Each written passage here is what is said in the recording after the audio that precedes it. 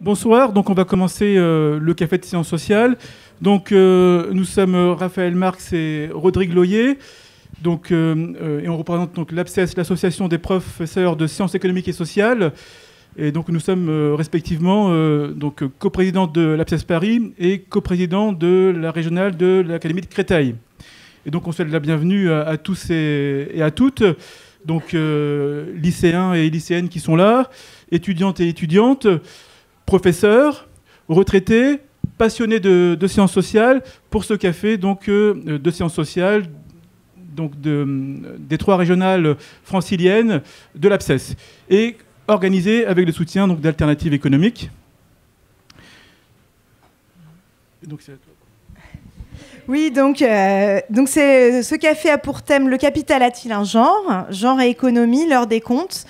Et nous tenons à remercier en particulier très chaleureusement Catherine André, rédactrice en chef adjointe à Alternatives économiques, cofondatrice et directrice éditoriale de Vox Europe, un média européen en 10 langues, ainsi que nos 2 intervenantes, donc Sybille Golac, qui est actuellement dans le petit écran, sociologue, chargée de recherche au CNRS, CRESPA CSU et autrice de Le genre du capital, comment la famille reproduit les inégalités, la découverte, qui est paru chez La Découverte en 2020. Et donc, Sybille Golac a été testée positive au Covid ce matin, d'où sa présence dans le petit écran et pas avec nous. Et notre deuxième intervenante, Hélène Périvier, économiste à l'OFCE Sciences Po et autrice de L'économie féministe aux presses de Sciences Po en 2020. On souhaite également remercier le Café de la Mairie qui nous accueille ce soir, vous tous et toutes pour votre présence, et toutes les militantes et militants du collectif des académies de Paris, Créteil et Versailles et du Bureau national de l'APSES qui ont participé à la mise en place de cet événement, plus particulièrement Aline Bérardi, Jennifer Coe, Monique Abélard, Zakia Idouche, Julien Borelli, Olivier Louaille, qui sont quasiment toutes et tous ici présents. Et donc, pour rappel, les cafés sciences sociales ont été créés par l'APSES il y a 20 ans, par 2 collègues à nous, Gérard Gross et Edwige Corsia, 2 professeurs de sciences économiques et sociales, qui avaient l'idée de mettre les sciences sociales au cœur et au service de la cité et de la démocratie, donc en transmettant des outils de réflexion aux citoyens et en se portant garant de la démocratie des savoirs. Alors, on va dire un petit mot au nom du Bureau national de l'APSES, et puis ensuite, j'introduirai plus précisément ce thème-ci. Voilà, et on remercie aussi l'association Les Fripons donc, qui assure la régie technique ce soir et donc qui nous retransmettra la captation vidéo. Alors l'APSES qui fête cette année son demi-siècle d'existence a pour vocation de réunir l'ensemble des professeurs de sciences économiques et sociales du secondaire, quel que soit leur statut, titulaires, stagiaires, contractuels, étudiants préparant les concours pour promouvoir la discipline, pour partager des ressources et pour réfléchir ensemble à son évolution. Forte de 2000 adhérents sur quelques 5000 professeurs de sciences économiques et sociales, l'APSES possède une certaine légitimité pour intervenir dans l'espace public et auprès des instances du ministère de l'Éducation nationale pour défendre la place et le contenu des programmes donc, dans l'intérêt des élèves tel que nous le percevons. Des programmes de SES qui abordent les inégalités économiques et sociales à travers notamment le prisme du genre, et nous sommes ravis ce soir de débattre de cette question du genre et du capital, malgré donc, la situation sanitaire que nous connaissons et malgré le peu de réjouissance également qui touche les SES. Le bureau, en effet, le Bureau national de l'APSES souhaite alerter l'opinion publique, et vous tous réunis ce soir, de la dégradation des conditions de travail, de l'enseignement des sciences économiques et sociales au lycée, des dégradations de l'apprentissage, des conditions d'apprentissage des élèves, avec la réforme, avec la mise en place des épreuves du baccalauréat à la mi-juin, et la fin, à la mi-mars, pardon, voilà. Lapsus révélateur de ce que j'aimerais bien avoir. Donc, la mise en place des épreuves du baccalauréat à la mi-mars et la fin du bac national.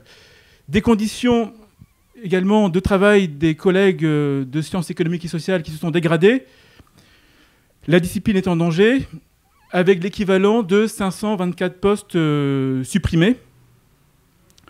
On peut parler de véritable plan social pour les professeurs de sciences économiques et sociales. S'ajoutent à cela des attaques incessantes de la part de la presse conservatrice, de la part de certains politiques.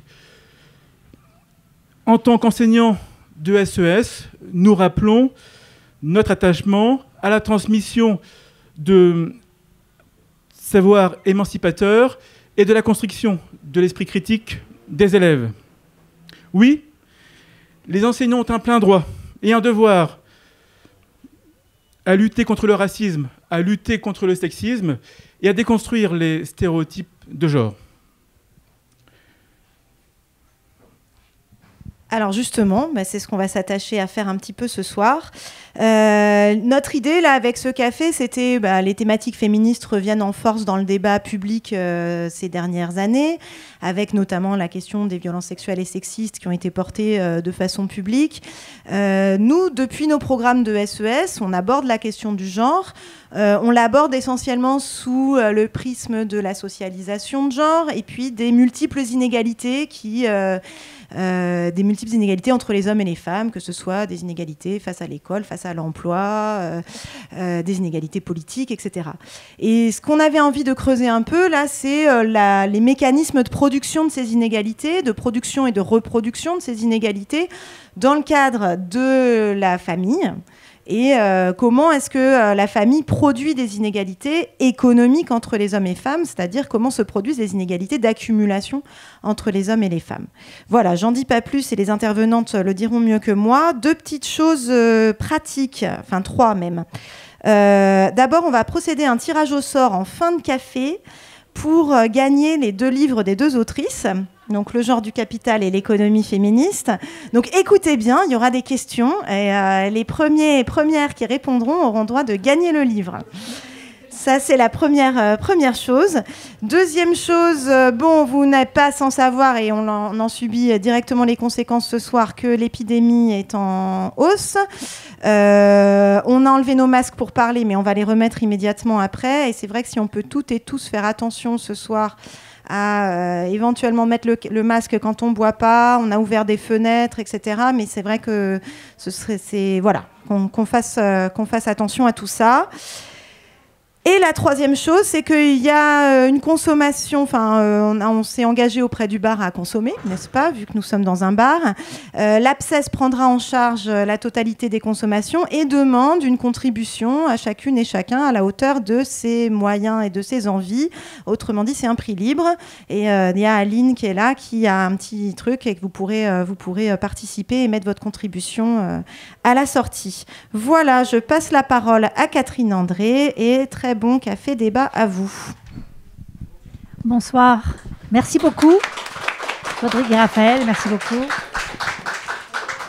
Bonsoir à toutes et à tous. Je suis ravie de modérer ce débat et puis de vous présenter. Elles ont déjà été présentées, mais bonsoir Hélène Périer, bonsoir Sybille Golac à distance. On est désolé que vous ne puissiez pas être là, mais on est ravis de vous entendre et que vous ayez quand même pu vous joindre à nous.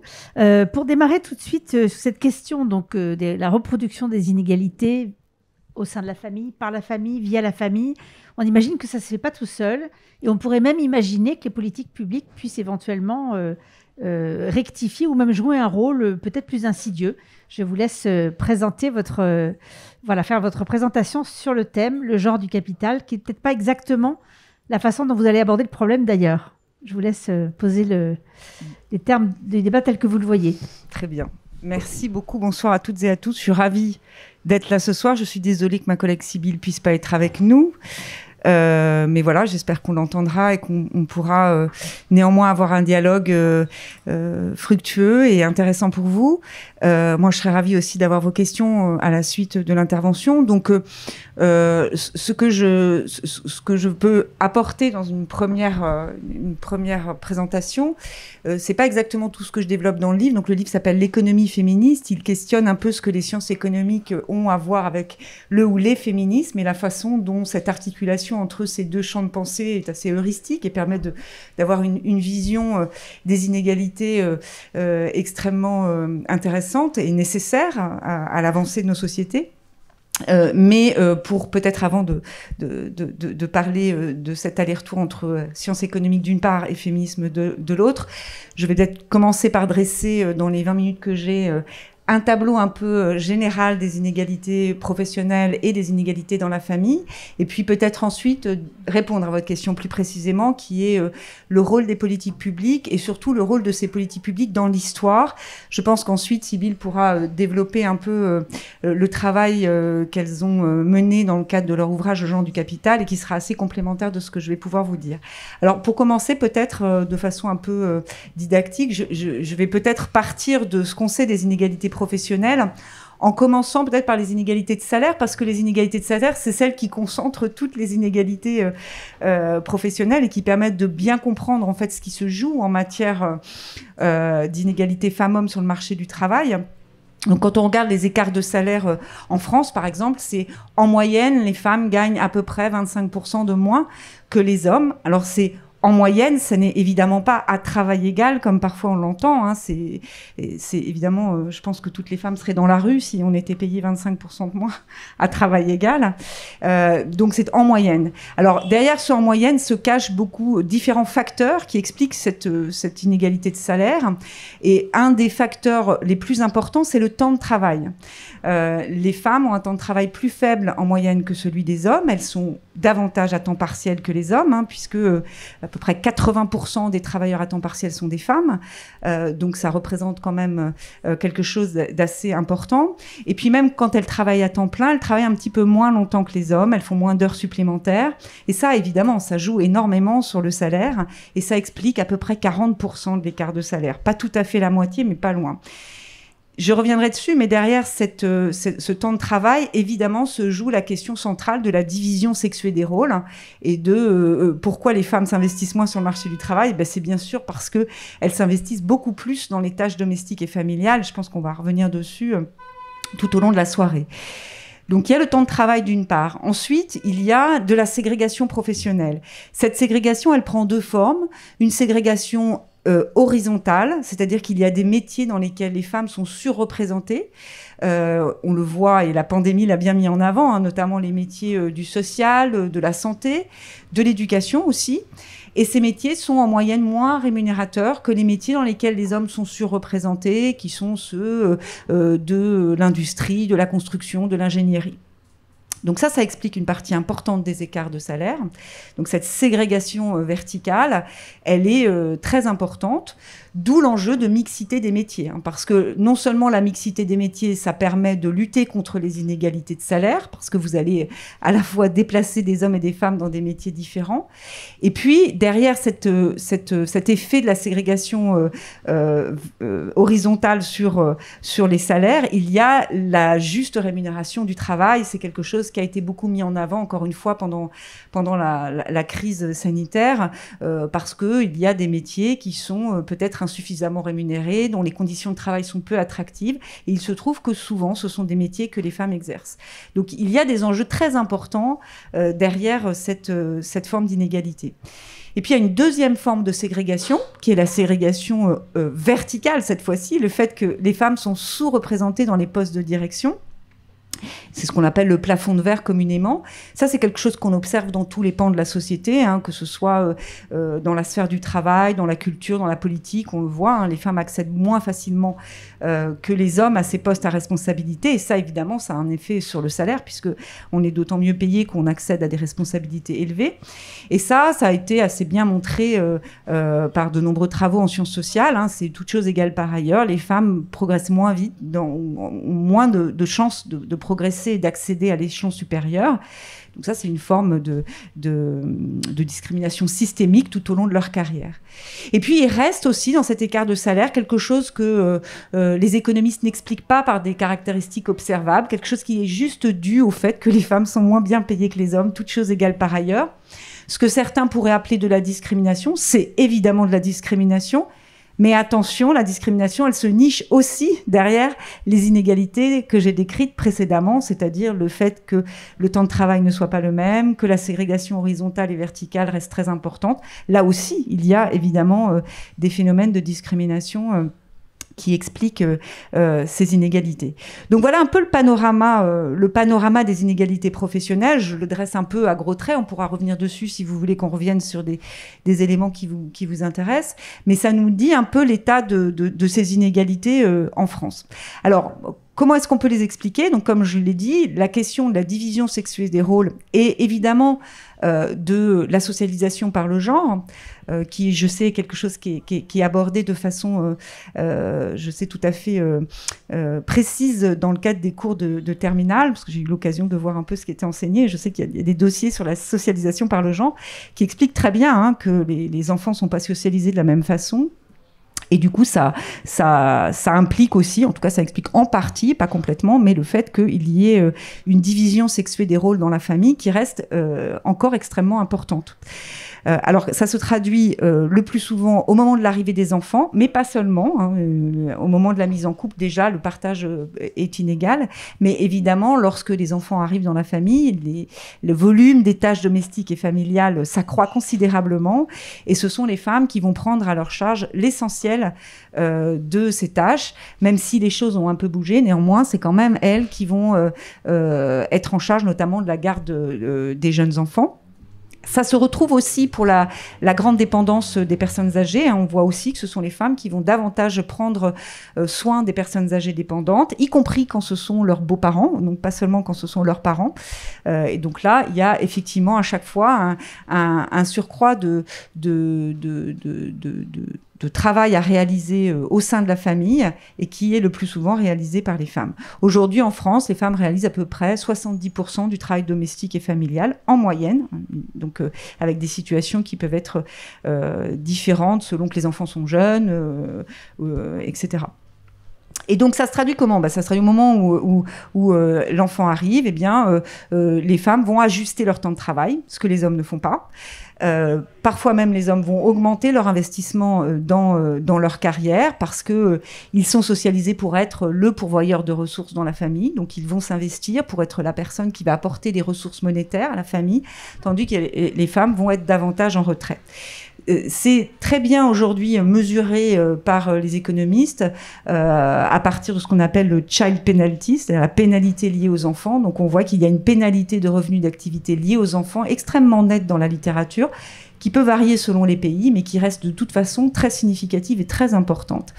Et donc, voilà, les femmes se retirent du marché du travail ou réduisent leur temps de travail ou changent d'aspiration de carrière, renoncent à des postes plus élevés ou à une dynamique de carrière pour pouvoir maintenir en tout cas pour faire fonctionner la famille. Et donc, le plus souvent, quand même, dans les pays européens, elles vont maintenir quand même une activité professionnelle, mais qu'elles vont mettre en retrait. Et ce sont toujours elles, le plus souvent, qui vont articuler leur vie familiale avec leur vie professionnelle. Alors, j'en viens à mon dernier point sur les politiques publiques. Je ne sais pas du tout combien de temps il me reste. Je ne me chronomètre pas. Donc... 10 minutes. OK, donc c'est parfait. Alors, donc, je vais peut-être partir des politiques publiques aujourd'hui. Et puis ensuite, je fais peut-être un petit bond dans l'histoire pour essayer de voir d'où nous venons. Aujourd'hui, les politiques familiales en Europe sont particulièrement tournées vers cette question de l'articulation vie familiale, vie professionnelle. Ça date à peu près des années 90. Les institutions européennes ont beaucoup porté la question du partage des tâches.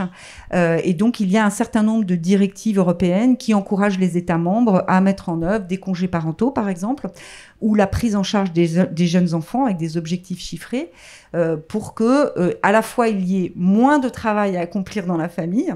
Donc, quand on externalise une partie de ces tâches, par exemple en offrant des crèches, en scolarisant les enfants, comme c'est le cas en France, dès 3 ans, donc on externalise cette tâche à l'extérieur de la famille, et donc de fait, ça libère du temps pour la personne qui en avait la charge, et donc c'était le plus souvent les mères.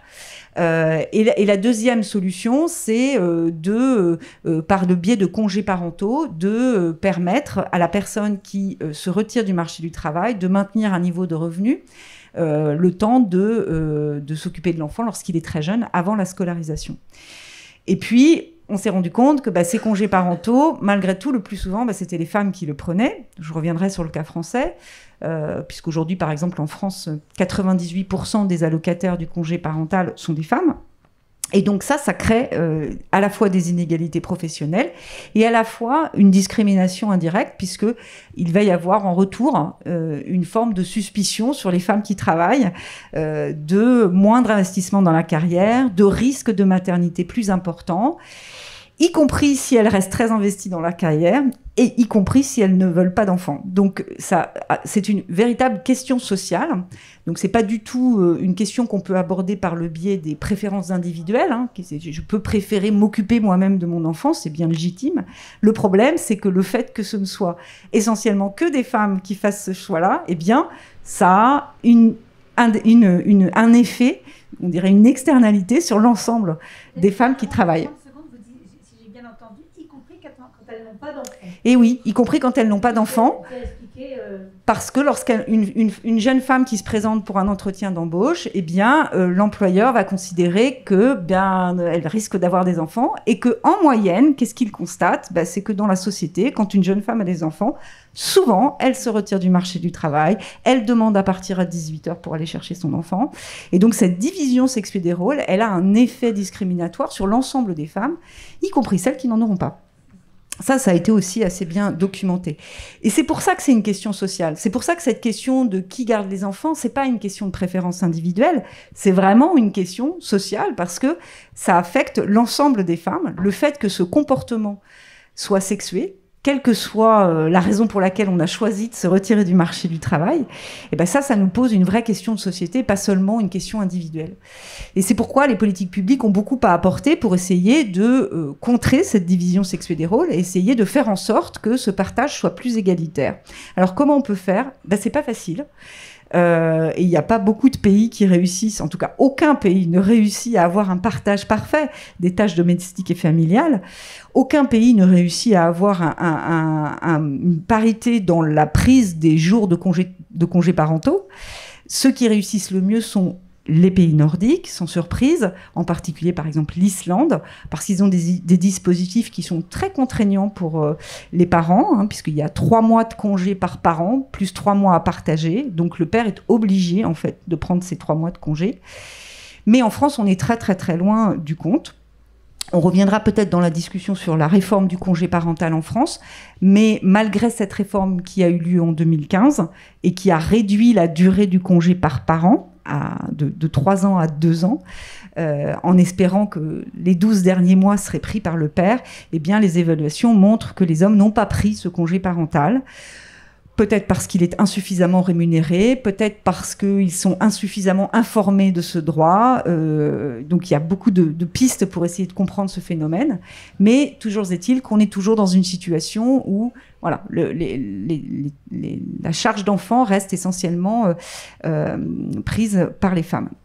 Alors je veux juste faire un petit retour historique parce que je pense que ça viendra peut-être dans la discussion.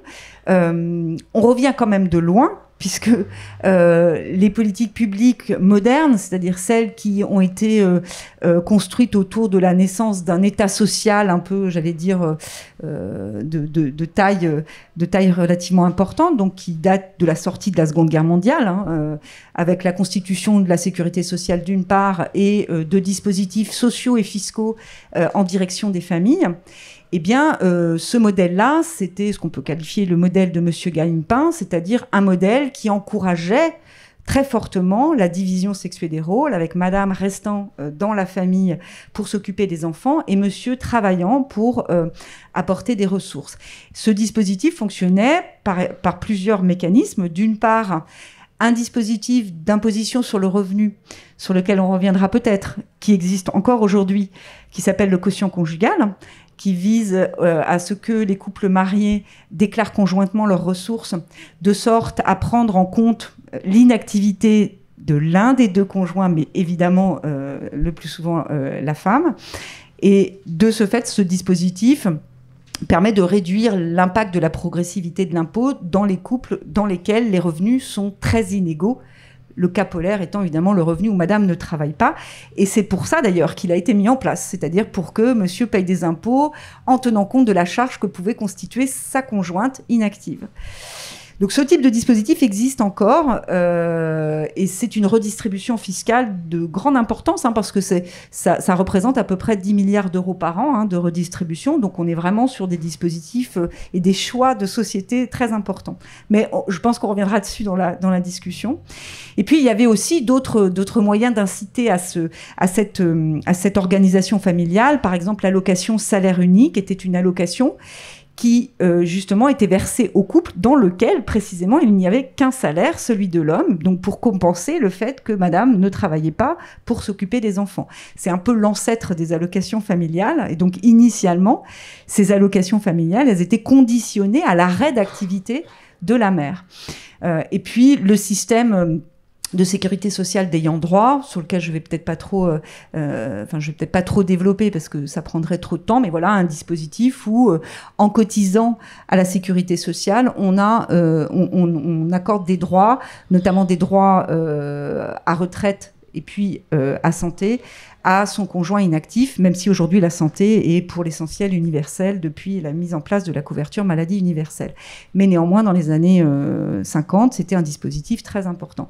Donc vous voyez, on vient de là, petit à petit, avec la montée de la participation des femmes au marché du travail, ces politiques publiques ont été réformées pour accompagner ce mouvement, d'une part. Donc, dans les années 70-80, il y a eu quand même des grandes réformes législatives, notamment autour de la famille au milieu des années 70, avec le partage de l'autorité parentale et tout un ensemble de dispositifs qui étaient beaucoup plus égalitaires. Et donc, les politiques publiques ont accompagné en partie ce mouvement. Je dis en partie seulement parce que vous voyez bien qu'il reste encore dans notre état social des dispositifs qui restent ancrés dans cette vision de Monsieur Gagne-Pain. Et aujourd'hui, on est un peu à mi-chemin. C'est pourquoi moi je parle d'un modèle qui est celui de Madame Gagne-Miette, qui veut pas dire que toutes les femmes sont pauvres, loin de là, mais ça veut juste dire qu'on est passé d'un modèle cohérent, Monsieur Gagne-Pain, avec des dispositifs de politique publique qui encourageaient cette forme de famille qui était jugée comme étant la meilleure, bien sûr très assujettissante pour les femmes et pas du tout porteuse d'émancipation économique. Et aujourd'hui, on a hybridé le modèle, mais on est encore au milieu du gué et nos politiques publiques devraient être repensées à l'aune de l'égalité des femmes et des hommes, de sorte à être cohérentes et à pouvoir vraiment porter une vision de la société dans laquelle chacune peut mener sa carrière, peut avoir son projet de vie familial sans que ce soit marqué par le sceau du genre. Et donc là, on a encore beaucoup à faire en la matière. Alors, je ne sais pas s'il me reste du temps, mais j'ai à peu près dit 2 minutes. Donc voilà, mais je pense que ce sera... Voilà, je pourrais développer les points qui vous intéressent le plus dans la discussion. Peut-être pour terminer, dans le livre, je commence par toute autre chose, puisque l'objet du livre est l'économie féministe. Donc là, je m'interroge plutôt sur à la fois ce que les sciences économiques ont à apporter au féminisme et ce que les féminismes apportent à la science économique, parce que réfléchir aux questions des inégalités femmes-hommes, ça a conduit les chercheurs en sciences sociales et les économistes en particulier à modifier les outils. Et de ce point de vue-là, les économistes féministes ont énormément apporté à la discipline, avec une pensée critique très importante pour débusquer les biais de genre. Je ne développe pas, mais on pourra revenir dessus dans la discussion également. Mais en retour, la discipline est très souvent mal comprise. Les économistes ont souvent mauvaise presse. Et je pense que c'est dommage parce que c'est une discipline qui apporte beaucoup à la compréhension des inégalités femmes-hommes et des discriminations en tout genre, et que ces analyses apportent beaucoup à la question féministe, parce que si on veut avancer en matière d'égalité femmes-hommes, il va falloir comprendre ces mécanismes, les mesurer, évaluer les politiques publiques, et là, les sciences sociales en général et l'économie également a beaucoup à apporter pour que nous puissions construire une société plus juste et porteuse d'égalité. Voilà, je vais m'arrêter là. Merci beaucoup. Merci beaucoup Hélène Périvier. Je pense qu'on reviendra effectivement sur ce lien entre sciences économiques et puis féminisme, si on a le temps, je l'espère. Sybille Golac, vous êtes toujours là, vous nous entendez ? Ouais. Oui, super. Ouais, je vous entends. Donc je répète ce qui a déjà été dit, mais vous êtes juste pour être sûr que tout le monde l'a bien entendu, vous êtes en co-autrice avec Céline Bessières du livre Le genre du capital, comment la famille reproduit les inégalités. Je vais vous passer tout de suite la parole donc, sur ce thème, puisque là, vous avez étudié donc avec Céline Bessières les mécanismes en fait, de reproduction donc d'inégalités genrées par rapport au capital, patrimoine et revenus. À vous la parole. Merci beaucoup. D'abord, je voulais vous dire que Céline était déjà très frustrée de ne pas pouvoir être là ce soir. Moi, je suis très, très frustrée de vous voir boire des coups et d'être coincée chez moi. Donc, voilà. Et donc je vais essayer de vous présenter là en 20 minutes notre travail, donc qui est un travail qui en fait mobilise une vingtaine d'années de recherche pour essayer d'apporter des éléments d'explication à un double constat. Donc le premier qui commence à être maintenant très connu, qui est celui fait notamment par Thomas Piketty de l'augmentation des inégalités de patrimoine entre familles à la fin du XXe siècle et début du XXIe, là. Donc une augmentation qui est liée notamment à l'augmentation du poids de l'héritage dans ces inégalités de patrimoine.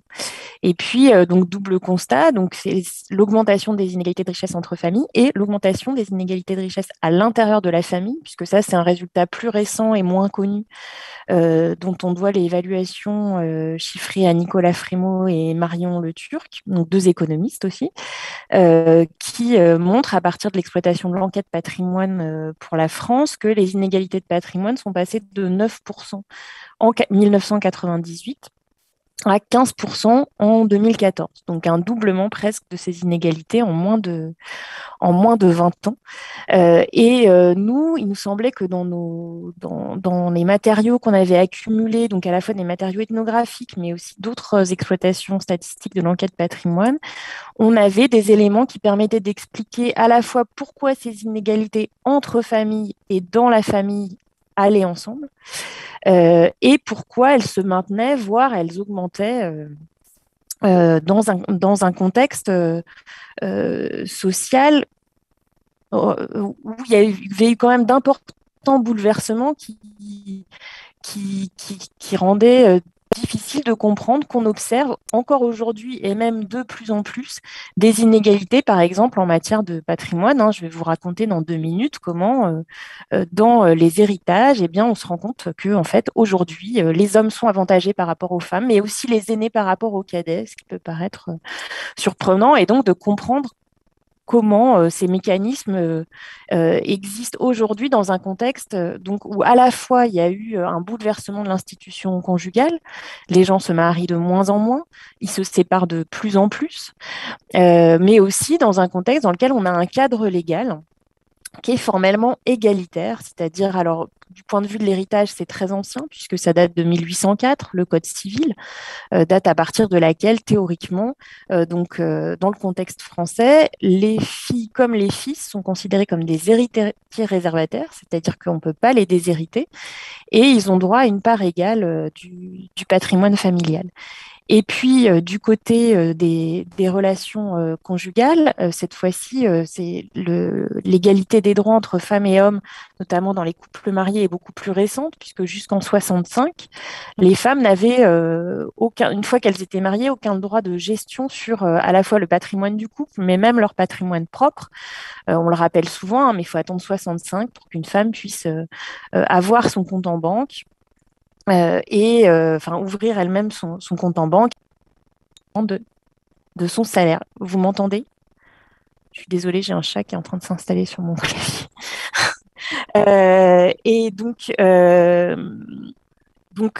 Pour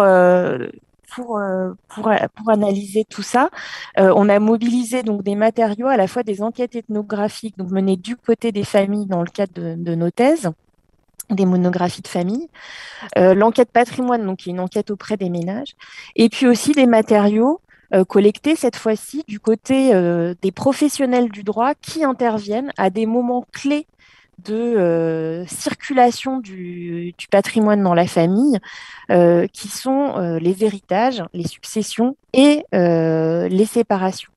Donc, on a enquêté, toutes les deux auprès de notaires. Et puis, dans le cadre d'une enquête collective avec de nombreux collègues, on a enquêté dans des tribunaux auprès des magistrats et des magistrates, et puis aussi auprès d'avocats et d'avocates, donc en assistant à la fois à des audiences, à des rendez-vous d'avocats avec leurs clients et clientes, on a suivi des avocats en audience aussi. Voilà, et c'est tous ces matériaux qu'on mobilise dans notre livre pour essayer de comprendre comment les inégalités de richesse entre familles et à l'intérieur de la famille s'articulent et se renouvellent dans la société française contemporaine. Donc d'abord, le travail qu'on a mené auprès des familles, dans le livre, on essaye de montrer comment, en fait, les inégalités qui existent entre femmes et hommes, elles sont liées donc on a repris le concept de Bourdieu de stratégie familiale de reproduction. C'est-à-dire qu'on essaye de montrer comment le souci de maintenir un statut social de génération en génération, il conduit à l'attention à transmettre un patrimoine et en particulier à transmettre et à conserver ce qu'on a appelé les biens structurants du patrimoine, qui peuvent être des entreprises familiales ou des biens immobiliers, des maisons de famille. Et on montre comment les stratégies familiales de reproduction, en fait, elles sont fondées sur l'existence de rôles masculins et de rôles féminins. Et c'est donc rôle masculin plus souvent porté par des hommes et rôle féminin plus souvent porté par des femmes, et que les rôles masculins se caractérisent précisément par l'attribution préférentielle de ces biens structurants que sont les entreprises et les maisons de famille, et puis aussi par des transferts plus précoces. Et ça, c'est confirmé par les données, par l'exploitation de l'enquête patrimoine. Et puis, ce qu'on montre, c'est que ça s'articule, hein, ces rôles différenciés. Ils comprennent aussi le fait que bien, on attend des femmes et des hommes dans la famille qui se mettent en couple de sexes différents et que ensuite, les hommes sont les porteurs privilégiés du statut social familial, ce qui va de pair avec un investissement spécifique dans leur carrière et qui du coup s'articule avec cette division sexuée du travail où les carrières des hommes sont privilégiées et où les femmes sont celles qui prennent en charge l'essentiel de la production domestique. Et ça, ce qu'on montre, c'est que ce partage des tâches dans le couple, en fait, il fait des femmes des héritières moins sûres. Comme elles ont des revenus plus limités, en fait, leurs frères vont paraître avoir les épaules plus solides pour assurer la conservation de la maison, reprendre l'entreprise, etc. Et donc cette espèce de cercle vicieux parce que du coup dans leur couple les femmes ayant moins souvent bénéficié de donations, recevant moins souvent une entreprise ou une maison, ça les met aussi en position de faiblesse dans leur couple. Ce cercle vicieux, on montre qu'il est renforcé en fait par les séparations conjugales, parce que ces séparations elles fonctionnent comme des révélateurs de la fragilité économique des femmes et elles l'accentuent. Et on donne par exemple dans le livre l'exemple d'une famille dans laquelle donc c'est une fratrie de 7 enfants et le frère qui a monté l'entreprise de bâtiment que son père maçon rêvait de créer explique que c'est lui qui se sent responsable de la conservation de la maison de ses parents que son père a construit, et il dit oui, mes sœurs, je vois bien là il y en a 2 qui ont divorcé, et les maisons qu'elles avaient construites avec l'aide de papa, elles n'ont pas pu les garder, elles ont dû soit les vendre, soit les laisser à leur ex-conjoint. Elles vont pas y arriver, donc c'est moi qui dois garder cette maison. Et donc voilà, donc on essaye de montrer dans le livre comment les stratégies familiales de reproduction s'appuient sur des rôles sexués et que du coup la transmission d'un capital économique qui est très variable d'une famille à l'autre, elle repose sur un traitement inégalitaire, sur des inégalités économiques entre femmes et hommes. Et on essaye de montrer ensuite comment l'intervention des professionnels du droit, d'un droit qui est formellement égalitaire, va pas remettre en cause en fait ces inégalités, mais va au contraire venir les légitimer. Donc ça, on le montre notamment au travers de l'intervention des notaires dans les successions ou dans les divorces. Donc, au moment d'une succession ou d'un divorce, ce qui se passe, c'est quoi? C'est qu'il faut partager un patrimoine. Il faut le partager en deux si c'est un divorce. Il faut le partager selon le nombre d'enfants quand c'est un héritage. Et théoriquement, ce partage, il doit se faire comment? Ben, on doit faire la liste des biens qui composent le patrimoine, on doit les évaluer, on fait l'addition, ça fait une valeur globale de la succession ou du patrimoine conjugal. Et puis, on doit diviser. On a une idée du coup de la valeur que doit avoir chaque part et on doit répartir les biens pour essayer de faire des parts la valeur qu'il faut. Et éventuellement, si on n'arrive pas à faire des parts égales, ben, il y a un système de compensation par ce qu'on appelle des soultes, donc des compensations financières. Donc ça, c'est la théorie. Et c'est ce à quoi ressemblent les actes que produisent les notaires, les actes notariés, où il y a d'abord un inventaire des biens, une évaluation des biens, une addition, une division, puis une répartition des biens. Et en fait, ce qu'on montre dans le livre, c'est que en pratique, ce qui se passe, c'est exactement l'inverse. Et on parle de comptabilité inversée pour décrire le fait qu'en réalité, ce sur quoi démarrent les notaires, c'est en fait sur la répartition des biens. Les gens arrivent souvent chez le notaire en ayant une idée de la répartition des biens, de qui doit recevoir, garder quel bien. Et à partir de cette répartition des biens, les notaires utilisent des outils des marges de manœuvre sur les évaluations, des outils juridiques pour recréer un calcul qui fasse en sorte que formellement la répartition ait l'air égalitaire.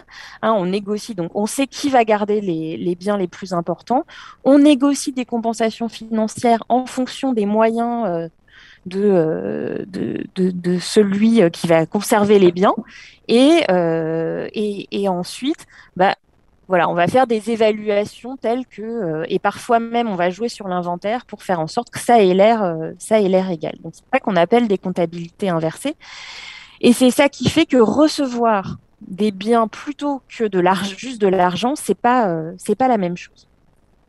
Et en fait, on parle dans notre livre de comptabilité inversée sexiste, puisque si on regarde comment font les professionnels du droit et qu'on met ça en regard de ce qu'on a vu sur les stratégies familiales de reproduction et notamment sur qui reçoit les biens structurants du capital, on voit bien que ça crée des inégalités, c'est-à-dire que ceux qui reçoivent le plus souvent les biens, ce sont les hommes, et celles qui reçoivent le plus souvent des compensations financières sur lesquelles on joue, donc en sous-évaluant les biens, ce sont le plus souvent des femmes. Mais on essaye d'insister dans le livre sur le fait que ces comptabilités inversées sexistes, elles fonctionnent même quand les professionnels du droit ne sont pas sexistes.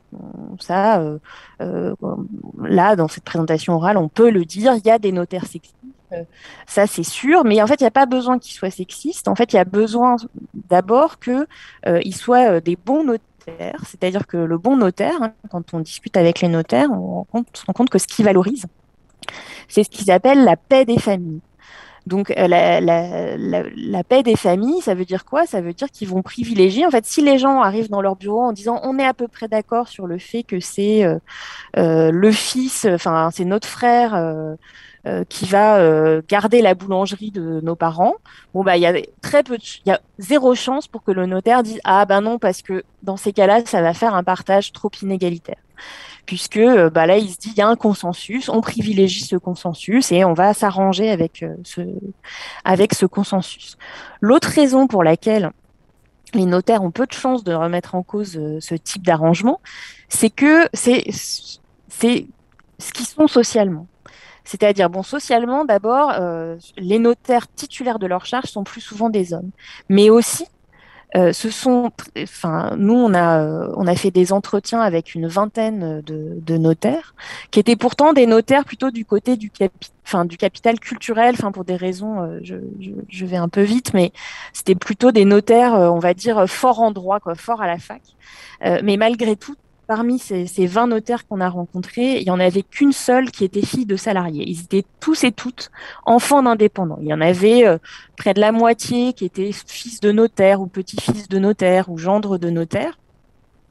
Et tous les autres, ils étaient enfants de pharmaciens, de médecins, donc de professions libérales ou de restaurateurs, mais donc tous issus de familles dans lesquelles précisément la transmission des biens structurants, enfin d'abord ils avaient reçu un capital économique conséquent qui leur permettait d'acheter, enfin d'hériter de leur charge ou de l'acheter, et ils étaient dans des familles dans lesquelles la transmission des biens structurants c'était quelque chose de fondamental dans le maintien du statut social familial, d'où le fait que ils sont particulièrement sensibles aux soucis dans les familles d'assurer la transmission et l'intégrité du patrimoine familial. Et on essaye de montrer que ces notaires, du coup, sont proches d'une clientèle qui est genrée, c'est-à-dire ils vont plus souvent favoriser, enfin voilà, ils vont considérer eux-mêmes que les hommes sont de meilleurs gardiens de ces biens structurants, de meilleurs gestionnaires, etc. Mais ils sont aussi socialement situés, c'est-à-dire que leur connivence avec une partie de leur clientèle va faire qu'ils vont aider cette clientèle, qui est déjà plus riche au départ, à transmettre par exemple son patrimoine en payant le moins d'impôts possible. Et donc, ils vont favoriser à la fois la reproduction des inégalités entre familles et la reproduction des inégalités à l'intérieur de la famille. Et dans le livre, ce qu'on essaye de montrer aussi, c'est que il n'y a pas que ces professions libérales du droit qui interviennent dans les arrangements familiaux. Là, j'ai pas beaucoup parlé des avocats, on pourra éventuellement en reparler, mais il y a des mécanismes qui sont assez proches de ceux des notaires. Mais il y a aussi des fonctionnaires qui interviennent. Donc, notamment, nous, on s'est intéressés aux juges, qui sont, pour le coup, plutôt pour reprendre le vocabulaire bourdieusien, dans le pôle dans lequel il y a plus de capital culturel relativement que de capital économique, même s'ils gagnent bien leur vie, qu'ils appartiennent aux classes supérieures. Et pourtant, on essaye de montrer que leur intervention, dans les séparations conjugales notamment, ne change pas grand-chose aux inégalités entre femmes et hommes. Donc ces inégalités qui sont à la fois le fait qu'à l'issue des séparations, les hommes vont récupérer la part belle du patrimoine conjugal, mais aussi qu'il va y avoir très peu de compensation financière pour les femmes qui s'appauvrissent très fortement au moment des séparations. Eh bien, c'est lié au fait que ces magistrates, aux 3/4 ce sont des femmes, participent à l'invisibilisation de la valeur du travail domestique des femmes. C'est-à-dire que la façon dont travaillent ces juges contribue en fait au déni des fondements des inégalités financières entre femmes et hommes. Donc là-dessus, on a une optique qui est largement inspirée des féministes matérialistes et marxistes des années 70, c'est-à-dire que pour nous, les inégalités, le fait que les femmes s'appauvrissent, enfin leur niveau de vie baisse de 20% après les séparations contre 3% pour les hommes. Pour nous, cette inégalité, elle n'est pas liée au fait que les femmes travaillent moins que les hommes. Elle est liée au fait que les femmes font davantage du travail gratuit et les hommes sont davantage investis dans la carrière professionnelle, dans le travail rémunéré. Et donc les femmes, elles assurent la production domestique et par ailleurs, elles favorisent la carrière de leur conjoint. Et ça, cette valeur économique de leur travail domestique est très très mal reconnue par les magistrats et les magistrates qui fixent des pensions alimentaires très basses, des prestations compensatoires qui sont un transfert entre conjoints sous forme de capital qui est précisément censé compenser ce type d'inégalité. Elles en fixent rarement et elles les fixent aussi, elles les fixent très basses et elles accordent une valeur différentes au travail masculin et au travail féminin, y compris au travail marchand. Et face aux justiciables de classe populaire, ça contribue au fait que les pensions alimentaires que reçoivent les femmes de classe populaire sont rares et sont de montants très faibles.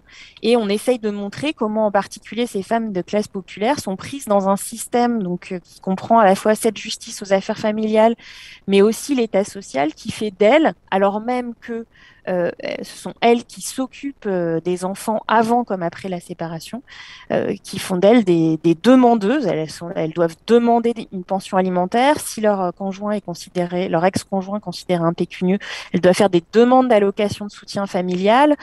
Si elles se remettent en couple, elles perdent ces allocations de soutien familial et elles sont censées se tourner vers leur nouveau conjoint pour subvenir aux besoins de leurs enfants d'une première union. Et donc, voilà, donc pour conclure, on essaye vraiment dans ce livre de montrer comment la reproduction des inégalités économiques entre familles, donc des inégalités de classe, va de pair avec la reproduction des inégalités de genre et qu'on ne peut pas combattre les unes sans les autres parce que pour rebondir sur ce que racontait Hélène Périvi, hein, l'investissement des hommes dans leur carrière professionnelle, le fait par exemple qu'ils soient réticents à prendre un congé parental d'éducation, c'est aussi lié à une socialisation dans leur famille qui fait d'eux les responsables, les porteurs du statut social familial et une socialisation on peut dire, à l'enrichissement, à l'accumulation, en particulier dans les classes possédantes. Voilà, je vais m'arrêter là. Merci beaucoup, Sybille Golac. Vos travaux sont extrêmement importants, intéressants et apportent plein d'éléments de réponse à une situation que sinon on ne pourrait pas vraiment comprendre, tellement on voit que toutes ces inégalités genrées en fait se reproduisent à plein de niveaux avec, me semble-t-il, un effet pratiquement systémique. Je ne sais pas si on peut le dire comme ça. Alors, j'ai évidemment, moi, énormément de questions. Je vois aussi le temps passer, donc je vais vous demander de commencer à préparer. Peut-être vous en avez déjà des questions qu'on va prendre d'ici 5-10 minutes, mais je voudrais quand même un petit temps d'échange avec Sybille et Hélène. Alors, j'ai plusieurs questions, mais notamment, j'en ai une sur cette invisibilité et au-delà de l'invisibilité du travail des femmes, qui me semble-t-il quand même est mesurée de plus en plus. Et je me demandais justement par rapport à la science économique et ce qu'on disait tout à l'heure du féminisme, depuis combien de temps la science économique ou certains économistes se sont-ils ou elles emparés donc d'outils, enfin à la fois d'outils de mesure des inégalités de genre, mais également quelle place ont-ils fait ou font-ils à ce travail qui est non reconnu, en fait, non vraiment mesuré, ou en tout cas qui n'est pas pris en compte, comme on vient de l'entendre. Alors, je ne sais pas si Hélène voulait répondre d'abord ou... Alors, moi, je veux bien répondre là-dessus. Je pense alors, il y a beaucoup d'éléments dans votre question. Alors, moi, je ne suis pas tout à fait d'accord, mais même si on n'a pas de désaccord de fond avec Sybille, mais je sais qu'on en a déjà discuté, je ne suis pas tout à fait d'accord avec la terminologie travail gratuit.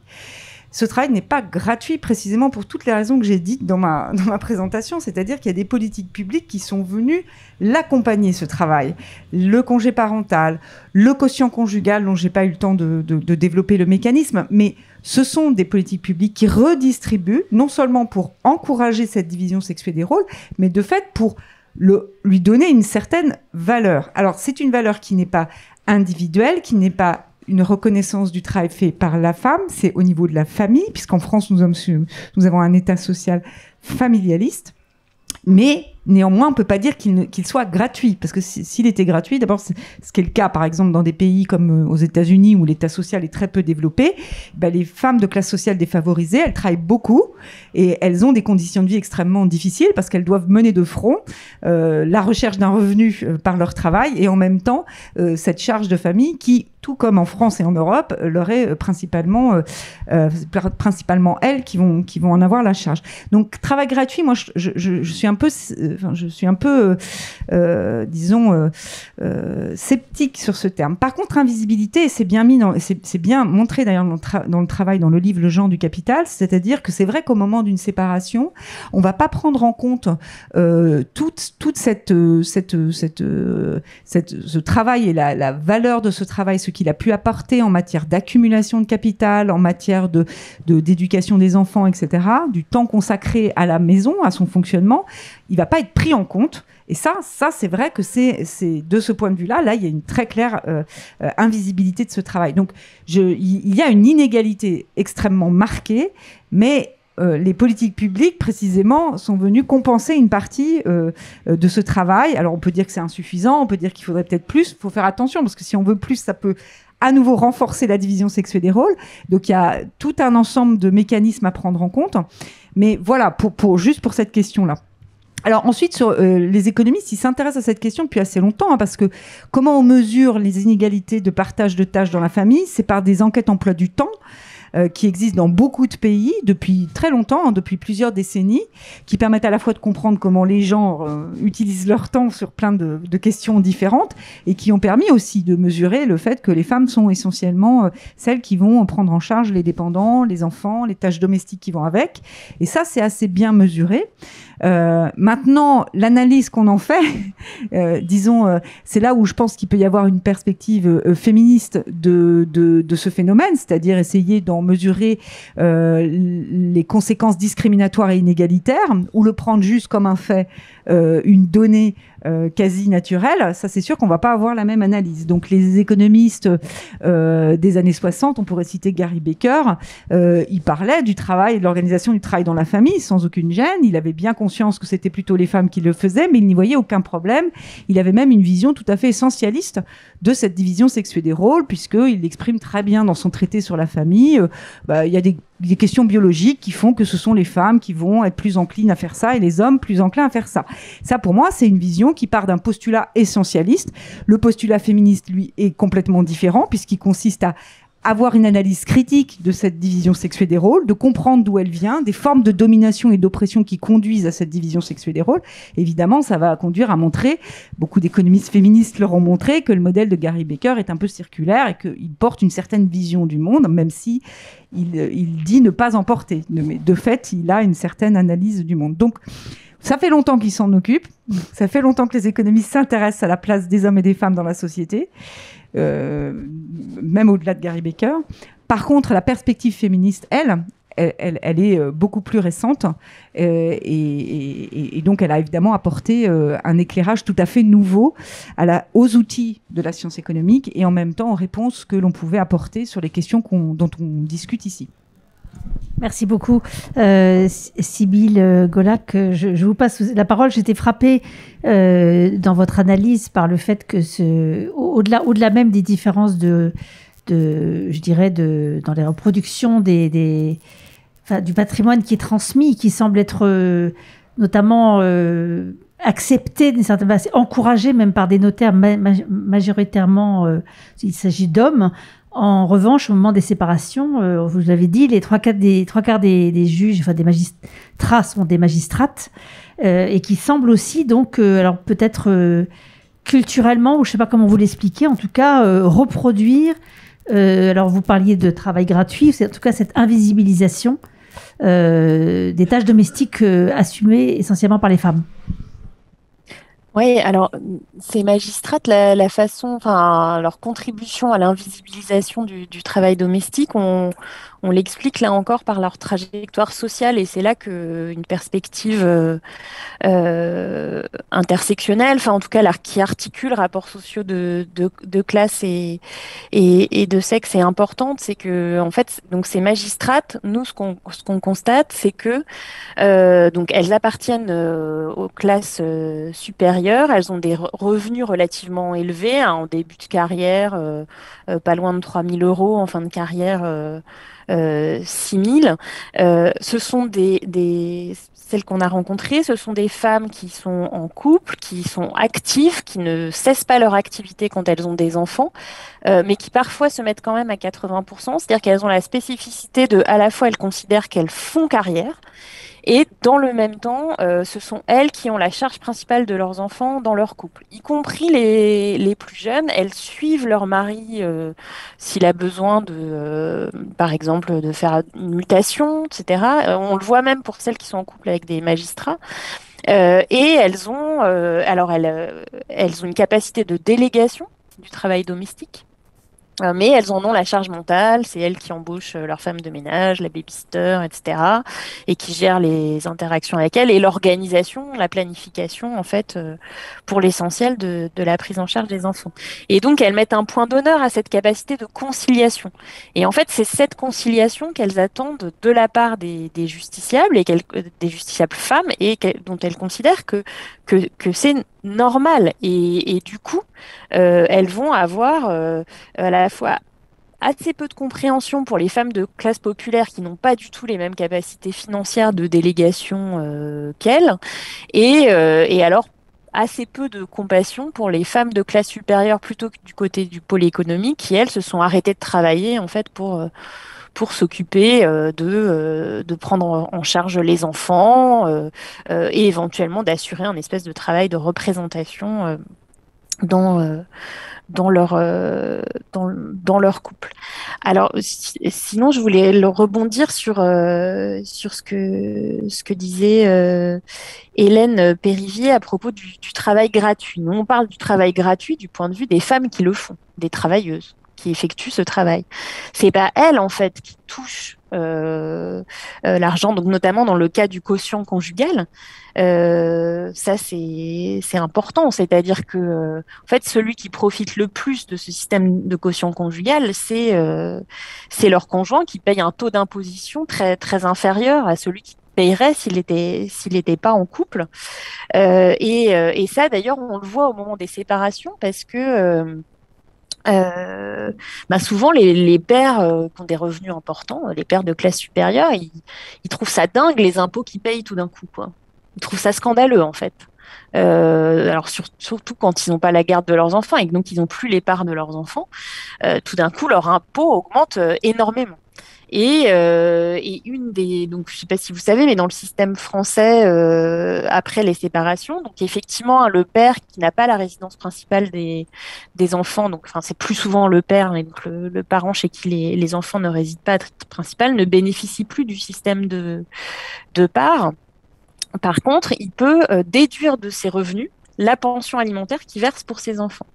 Et ça, il y a plein d'avocats et de magistrats qui disent en fait ça c'est un bon truc parce que ça permet au père d'accepter de payer une pension. Ça la rend acceptable. Comme ils trouvent tout d'un coup qu'ils payent beaucoup d'impôts, pouvoir déduire la pension, ça fait ah bon du coup ils acceptent d'en payer une quoi. Par contre, elle est imposable pour la mère qui la reçoit.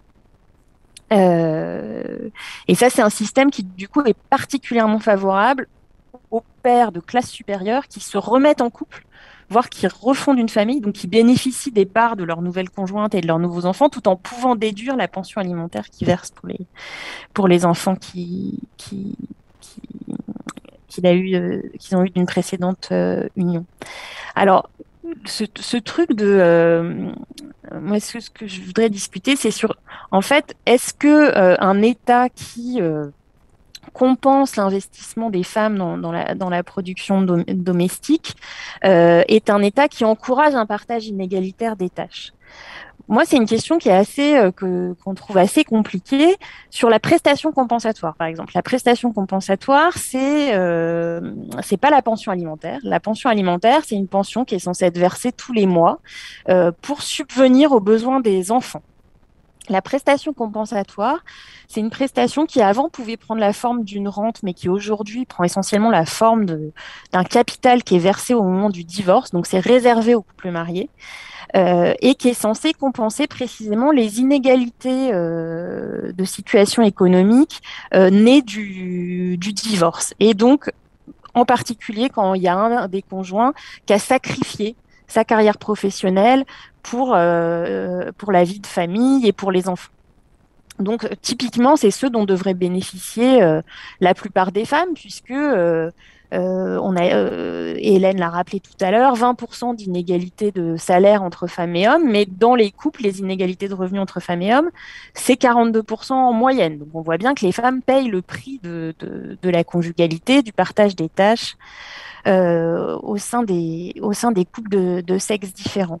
Bon, ces prestations compensatoires, En fait, elles sont fixées que dans 20% des divorces, avec des montants relativement bas, qui n'ont rien à voir avec le coût d'opportunité du fait de s'occuper des enfants, de se mettre à 80%, de faire tous ces choix de carrière là, qu'Hélène a évoqué tout à l'heure.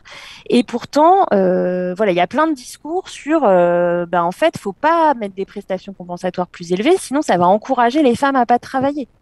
Parce que ça consiste en une espèce de rémunération du travail domestique. Sauf que, premier point, on peut faire un raisonnement inverse. On peut dire, en fait, si les prestations compensatoires étaient très élevées et que les hommes risquaient vraiment au moment du divorce de devoir vendre leur entreprise, de devoir vendre leur logement, enfin, de réellement s'appauvrir, peut-être qu'ils s'investiraient aussi dans la carrière de leur conjointe. On pourrait aussi bien faire cette hypothèse.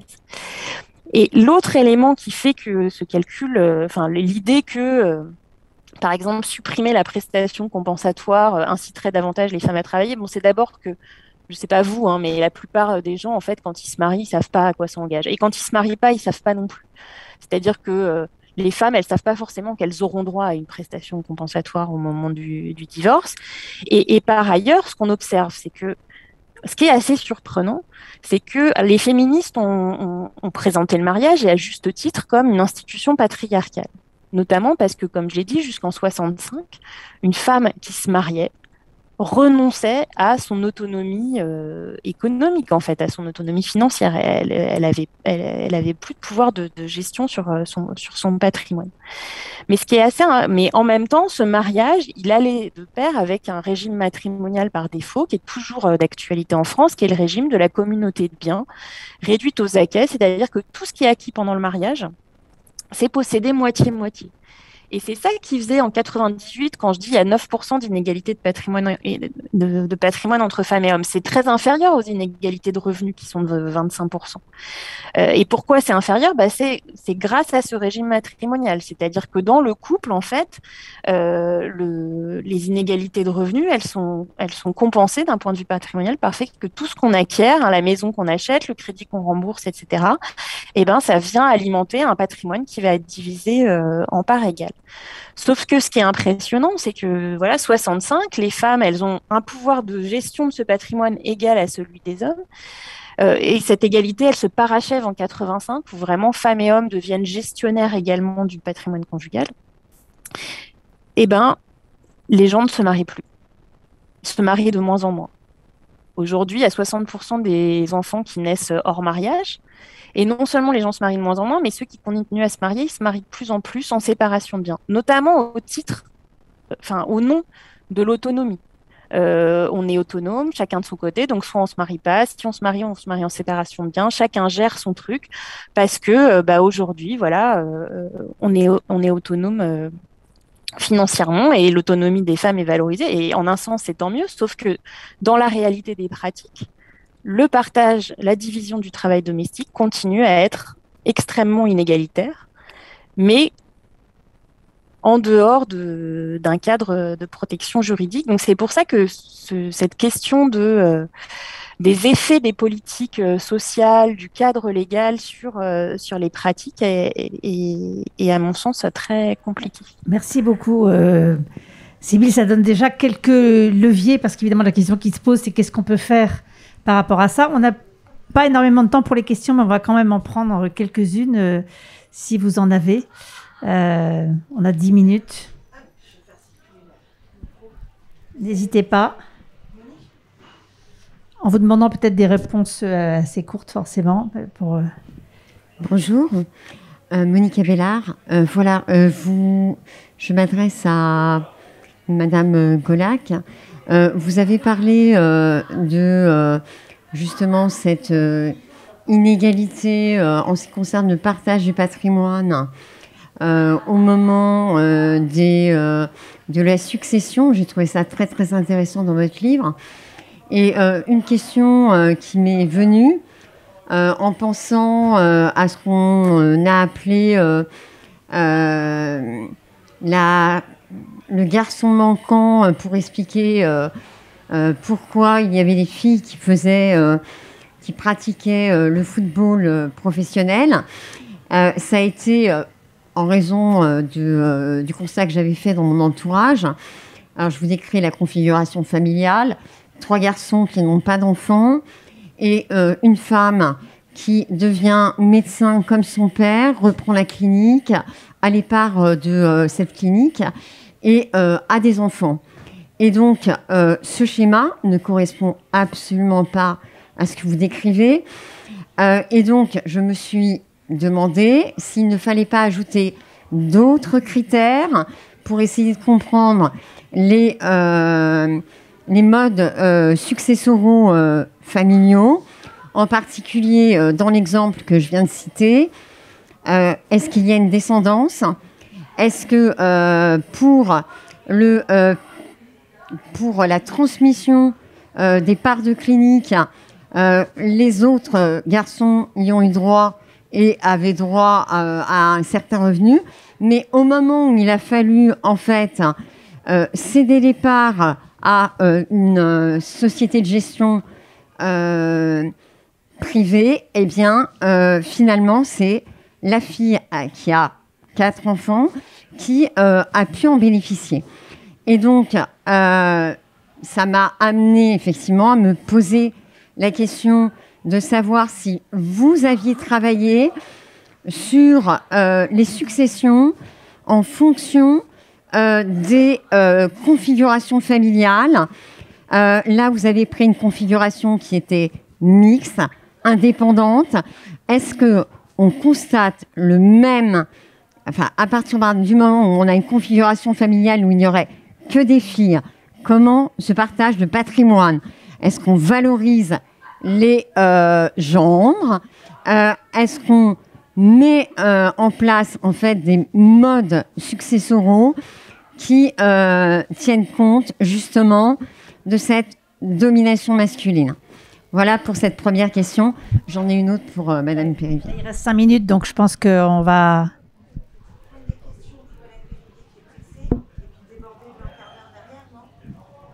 Effectivement, prendre d'abord des questions pour Hélène Périvier. D'accord. Vous gardez la question au chaud? D'accord. Voilà. Pour Madame Périvier, j'ai été très intéressée par le livre que vous avez dirigé avec Madame Mileski sur les discriminations entre les hommes et les femmes. Concernant les politiques publiques, notamment, sont abordées la question de qu'est-ce qu'une politique publique qui véritablement tiendrait compte des inégalités et qui ne serait pas, en fait, qui serait neutre concernant le genre. J'ai trouvé ça intéressant. Concrètement, qu'est-ce que ça veut dire? Vous abordez cette question un petit peu dans votre livre sur l'économie féministe, c'est-à-dire qu'en fait, on a des politiques publiques quand on développe le temps partiel. En fait, ce sont derrière des politiques genrées qui reviennent à favoriser le temps partiel des femmes et donc qui favorisent les travailleuses pauvres.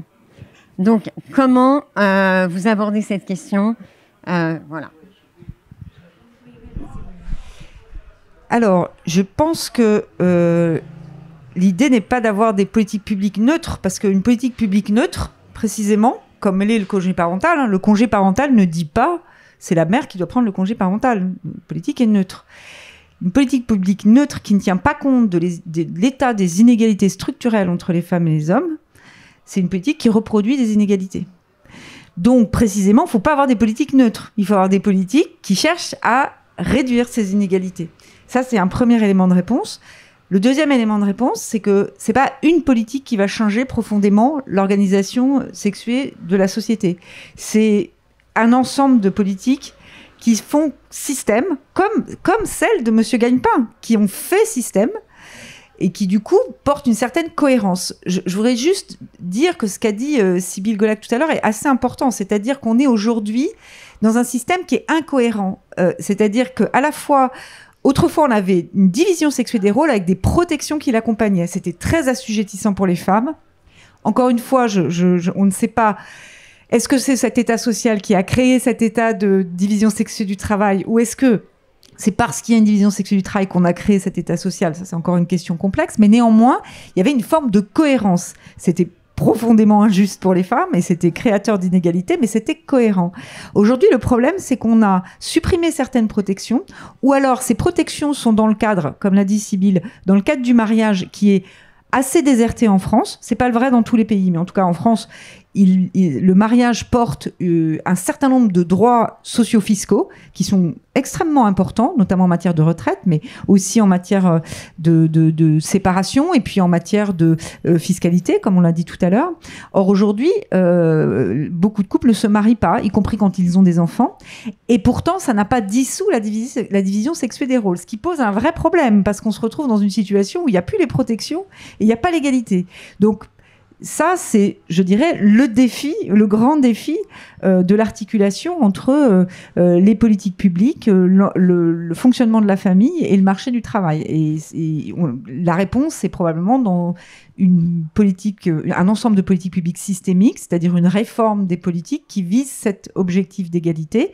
Peut-être ça suffira pas, hein, parce qu'il y a beaucoup de choses à changer, mais voilà, on pourrait imaginer une réforme du quotient conjugal, utiliser les recettes fiscales qui en découleraient pour faire un congé parental bien partagé, bien rémunéré, pour créer un ensemble de dispositifs d'accueil des personnes dépendantes, c'est-à-dire à la fois des enfants, des personnes âgées dépendantes, qui permettraient de créer un véritable service public de ce point de vue-là.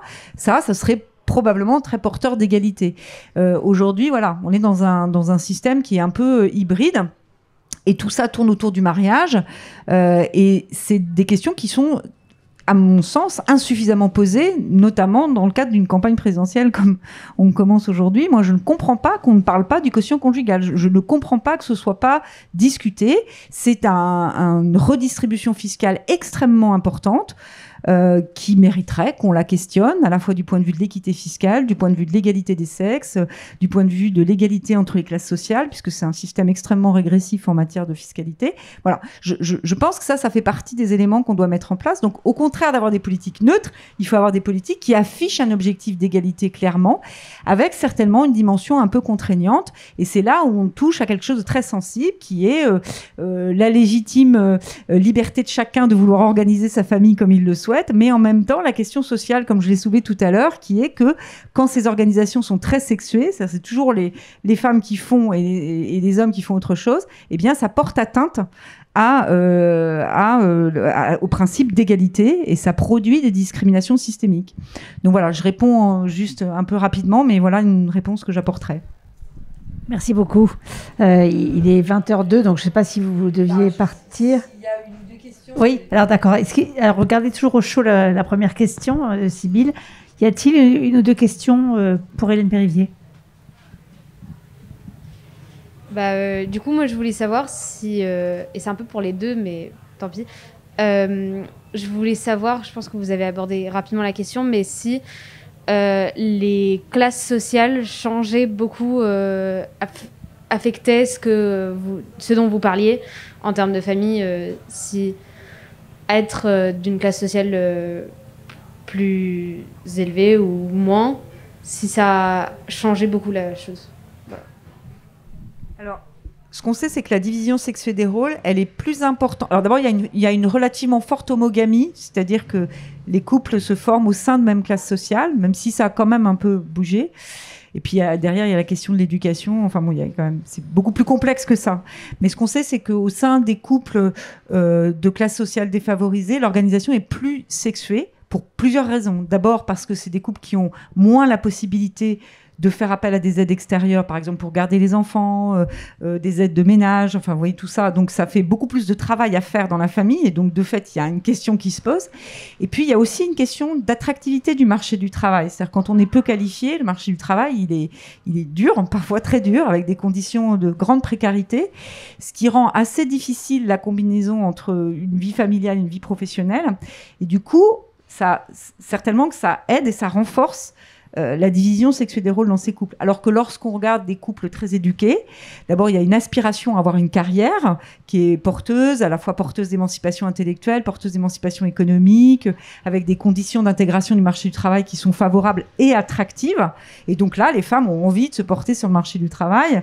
Et du coup, en plus, c'est des couples dans lesquels il y aura les moyens financiers pour faire appel à des gardes d'enfants et à externaliser tout un ensemble de tâches. Donc la question est beaucoup moins centrale.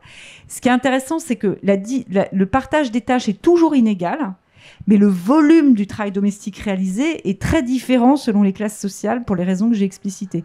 Donc quand on parle du travail, de ce partage des tâches au sein des couples, il faut non seulement prendre en compte les inégalités femmes-hommes, mais aussi le volume de travail domestique qui est réalisé et qui est très différent selon les classes sociales.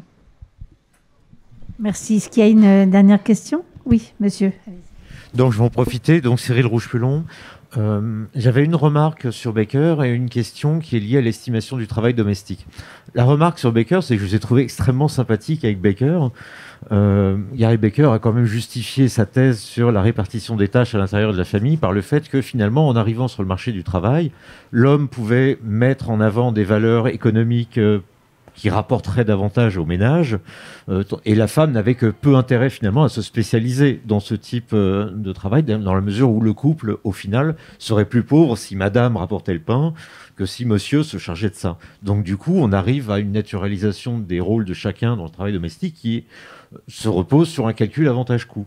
Mais un calcul qui serait rationnel et le fruit d'un calcul rationnel et qui ne serait donc pas lié à la nature profonde des uns ou des autres. Ensuite, il arrive à cette justification, mais par le tard, mais en expliquant finalement que la crise de la famille était liée au fait que cette spécialisation dans les tâches domestiques était remise en question par l'accès des femmes au marché du travail. Donc du coup, c'était assez surréaliste. Alors, l'autre question qui était davantage liée à l'estimation économique de ce travail gratuit ou qui ne l'est que peu, c'était par rapport... Il y a eu quelques études, notamment au début des années 2010, dans lesquelles on essayait de donner une valeur économique à ce travail domestique. Et curieusement, en ce qui concernait la France, on arrivait à estimer le travail domestique au double en termes d'heures, le double de temps passé sur ces tâches domestiques par rapport au travail rémunéré. Et en revanche, quand on estimait économiquement la valeur de ce travail domestique, donc 2 fois plus d'heures que le travail rémunéré, on arrivait à une estimation économique qui donnerait 1/3 d'augmentation du PIB. Donc 2/3 d'heures en plus, 1/3 d'augmentation du PIB. Donc du coup, ça donnait une valeur du travail domestique qui était, dans tous les cas de figure, soit nulle, si on ne le prend pas en compte, soit sous-estimée par rapport au travail rémunéré. Je ne sais pas si j'étais très clair là-dessus, en fait. Alors, premier élément de réponse sur Gary Baker, je ne pense pas avoir été très gentil. Je dis qu'il était essentialiste. Alors après, on peut trouver que c'est gentil de dire ça. Je pense que ce que dit Baker, c'est la division du travail est plus efficace. C'est ce qu'Adam Smith avait dit. C'est pas complètement faux si vous regardez dans votre famille. Si c'est quelqu'un qui s'occupe du linge tout le temps, on le fait beaucoup mieux que si on partage. Après, c'est pas forcément juste. Par contre, ce qui s'est pas expliqué avec son modèle, c'est pourquoi c'est sexué. Et la seule façon qu'il a de l'expliquer, c'est d'en revenir à la biologie, d'être essentialiste. Et en fait, c'est une vraie impasse dans laquelle il se trouve. C'est qu'il est incapable d'expliquer pourquoi ce sont les femmes qui s'occupent du linge et des enfants. Expliquer qu'il y ait une division du travail, pourquoi pas, on peut l'entendre. Par contre, il ne le sait pas expliquer pourquoi elle est sexuée. Et de fait, il en revient à la biologie. Donc, de ce point de vue-là, c'est ce que j'ai voulu dire. Il part d'un postulat essentialiste qui, moi, me semble tout à fait critiquable parce que très déterministe et du coup très anti-féministe, ce qui, je pense, il était. Donc, bon, je ferme cette parenthèse. Sur la valeur du travail domestique, alors là, c'est bien avant 2010. Les premiers travaux qui ont mesuré le travail domestique et sa valeur en France, c'est 1980. Anne Chadeau et Annie Fouquet, qui ont fait ce travail publié par l'INSEE, qui a été très important en France, puisque ça a été la première reconnaissance par les économistes de la valeur, de l'importance de ce travail domestique et de l'intérêt de chercher à en mesurer la valeur. Donc c'est bien avant 2010. Et ensuite, sur comment on fait, ça c'est une vraie complexité technique, parce que c'est précisément pas marchand. Ça n'a pas de valeur marchande au sens strict du terme, donc vous n'avez pas de prix. Il y a quand même une définition assez stricte de ce qu'est le travail domestique. Bien évidemment, on sait le définir, on sait faire la différence entre du loisir et du travail domestique. Mais il y a une frontière quand même assez floue. Quand je joue avec mes enfants, est-ce que c'est du travail domestique? Lorsque je cuisine et c'est un loisir, est-ce que c'est du travail domestique? Comment je peux faire la différence dans les enquêtes emploi du temps entre je cuisine tous les jours et ça m'embête et je cuisine tous les jours parce que j'adore ça, je jardine parce qu'il faut le faire, je jardine parce que c'est mon hobby. Enfin bon, il y a quand même toute une complexité de la mesure déjà du nombre d'heures qui est pas simple. Alors souvent, ce qu'on fait, c'est qu'on a 3 périmètres, un restreint, toutes les choses dont on sait qu'elles sont très pénibles pour tout le monde, un peu plus large, dans lequel ça inclut des choses un peu plus diverses, et un très large, dans lequel on va inclure des choses qui sont plutôt limite loisirs. Bon. Une fois qu'on a le nombre d'heures, il faut savoir la valeur qu'on donne à chaque heure. Soit on se prend une posture type Gary Becker, coût d'opportunité, c'est-à-dire je donne la valeur de ce travail à la valeur de mon travail marchand, ce qui est complètement absurde. Ça revient à dire qu'une omelette faite par un commis de cuisine qui sait très bien faire mais qui est payé au SMIC, cette valeur de l'heure passée à faire l'omelette serait beaucoup plus faible que celle d'un chirurgien extrêmement bien payé mais qui ne sait pas faire l'omelette. Donc là, évidemment, on voit bien qu'on est dans une absurdité. Donc là, le coût d'opportunité ne permet pas de faire ça. Ensuite, comment vous faites ? Soit vous utilisez le substitut marchand de chaque tâche. Garder des enfants, mais alors vous prenez quoi, la péricultrice hyper diplômée ou la personne qui n'a pas de diplôme? Tout ça est très compliqué. Ce qui est fait finalement, c'est d'appliquer le SMIC, le salaire minimum. Alors on peut... Voilà, il y a pas, de toute façon, il n'y aura jamais une façon parfaite de mesurer la valeur de ce travail domestique. L'ordre de grandeur, quand on prend cette mesure-là, c'est à peu près un tiers du PIB. En fait, je pense que c'est ça qu'il faut garder en tête. C'est une production de services, de biens et de services qui est extrêmement importante. Maintenant, sa valeur, elle n'a pas de sens en soi, puisque précisément, il n'est pas marchand, ce travail. Donc, je pense que là, il faut vraiment remettre cette question-là à ce qu'on veut lui faire dire, c'est-à-dire l'importance au niveau de la comptabilité nationale d'une production de biens et de services qui se trouve en plus être réalisée majoritairement par les femmes et dont elles ne vont pas, alors je dirais pas gratuit, mais dont elles ne vont pas récupérer le produit, en tout cas pas intégralement, et c'est ça qui pose problème du point de vue de l'égalité des sexes. Merci beaucoup. Est-ce qu'on vous laisse partir ou est-ce que... S'il n'y a pas d'autres questions... c'était pour... Est-ce que une je peux... dernière alors. Après, oui, vous vouliez intervenir... répondre éventuellement à la première question à un moment. Oui, bien sûr, j'oublie pas. En fait, c'est parce que normalement, Hélène Perrier devait partir, mais...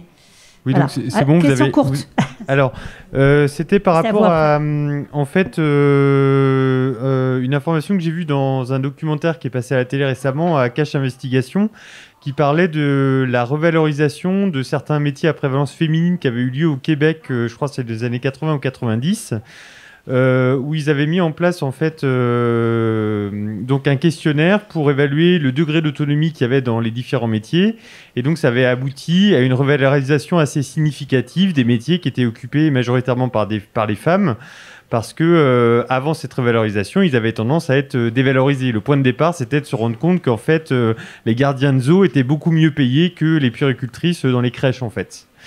Et donc, il y avait eu ce mécanisme de revalorisation. Donc, je voulais savoir, en fait, si c'était envisageable d'avoir ce type de revalorisation en France, ou s'il y avait des mécanismes, ou des obstacles particuliers à la transposition de ce type de mécanisme pour le cas français.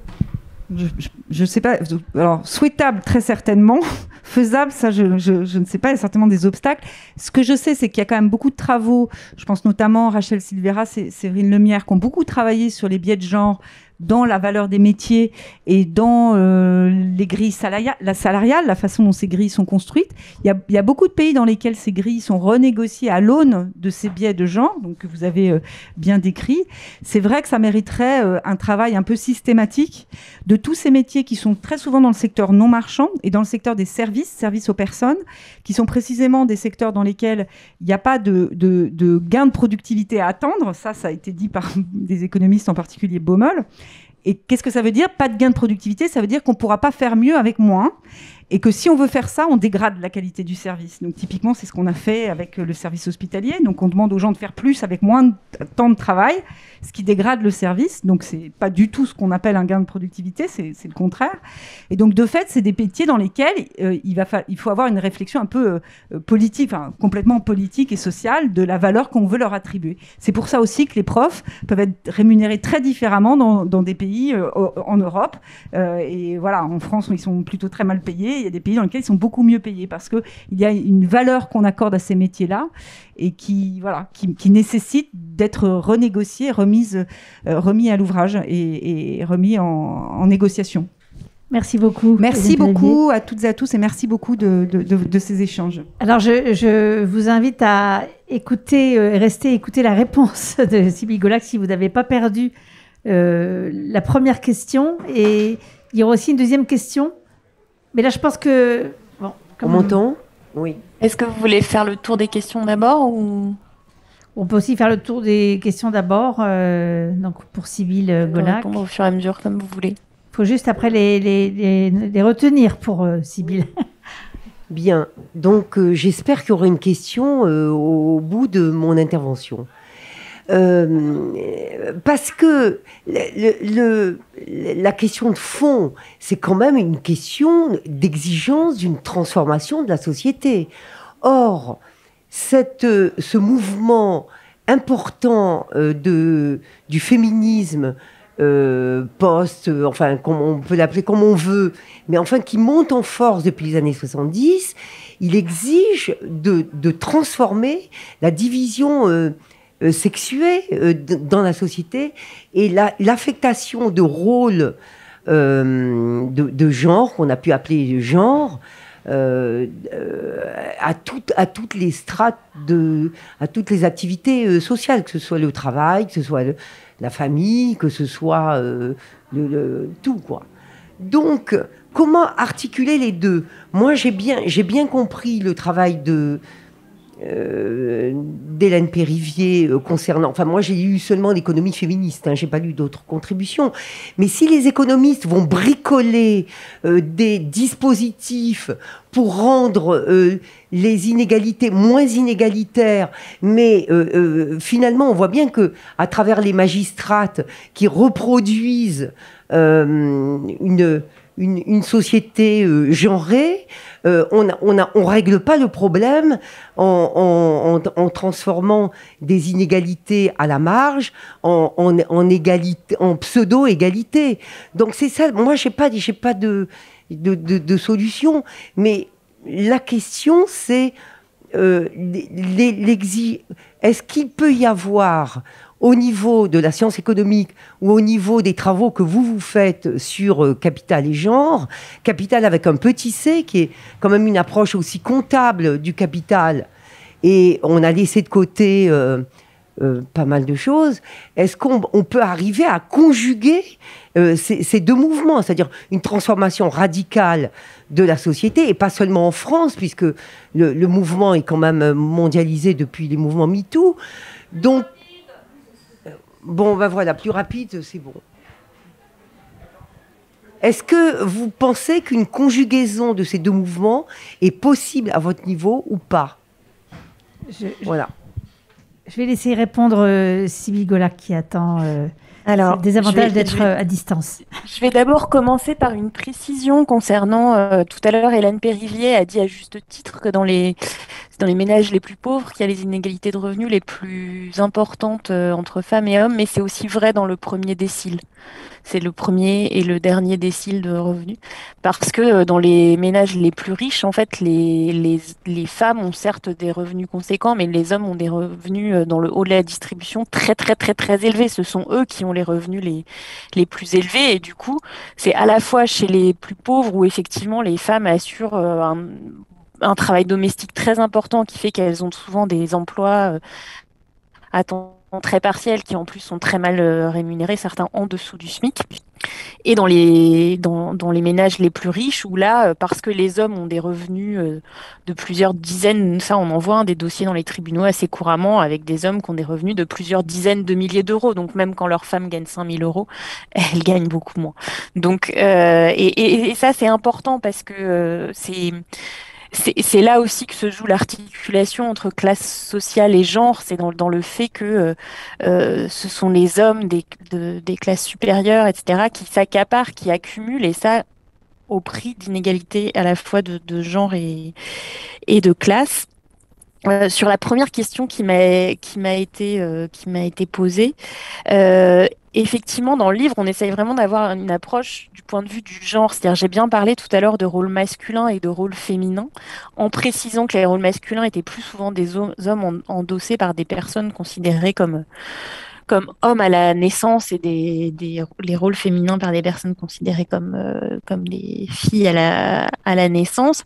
Mais effectivement, c'est selon les configurations, c'est beaucoup plus compliqué que ça. Dans le livre, on parle du critère du rang de naissance, puisque ce sont plus souvent les premiers des fils qui, par exemple, sont les dépositaires de ces biens structurants dont je veux parler. Ça se voit statistiquement. Et statistiquement, il faut savoir qu'il y a aussi des inégalités, par exemple dans les familles de salariés, des inégalités de diplômes fortes entre aînés et cadets. Donc c'est l'investissement en capital économique, mais c'est aussi l'investissement en capital culturel qui est différent selon le rang de naissance. Et donc cette question des inégalités au sein des fratries, de comment les différents enfants sont investis de ce souci de reproduction ou d'ascension de leurs parents selon aussi les âges de la vie, parce que ce qui est compliqué avec l'histoire de la descendance, c'est que le fait qu'un enfant ait ou non lui-même des descendants, c'est pas un truc qui se décide à la naissance, alors que là, le sexe de l'enfant à la naissance, en général, il est tranché immédiatement. Mais c'est vrai que, et là-dessus, récemment, on a participé avec Céline à des journées d'études sur le thème sexualité et classe sociale. Et la question de la sexualité, elle est importante, parce que là, il y a des collègues, je pense à Camille Masclet, qui commence une enquête qui donne des éléments là-dessus, mais aussi il y a une thèse de Charlotte Delaby là récemment sur les industriels du nord de la France qui donne un exemple dans une famille d'un fils qui a été socialisé à reprendre l'entreprise familiale. Donc c'est des grandes fortunes, c'est des familles d'industriels très riches. Donc il a été formé à ça, il doit reprendre l'entreprise et il fait son coming out. Et là, il est mais banni, quoi. Enfin, c'est violent psychologiquement et matériellement, etc. Et Camille Masclet, elle montre que, en fait, l'hypothèse, elle travaille aussi sur le coming out, l'effet du coming out dans les familles, et que l'hypothèse la plus courante, c'est que les effets du coming out sont tempérés par par la réussite scolaire des enfants. Et elle, dans les cas qu'elle rencontre, c'est plutôt l'inverse qui se passe, c'est-à-dire dans les familles, par exemple, de classe populaire, quand l'enfant est dans sa fratrie celui qui est en ascension sociale, notamment par l'école, son coming out peut être pour les parents un choc d'autant plus important que c'était lui qui était porteur des espoirs d'ascension sociale, et que le fait que lui, elle, donc cette annonce de l'homosexualité pour les parents, en tout cas quand ça arrive, ils pensent tout de suite au « je n'aurai pas de petits-enfants ».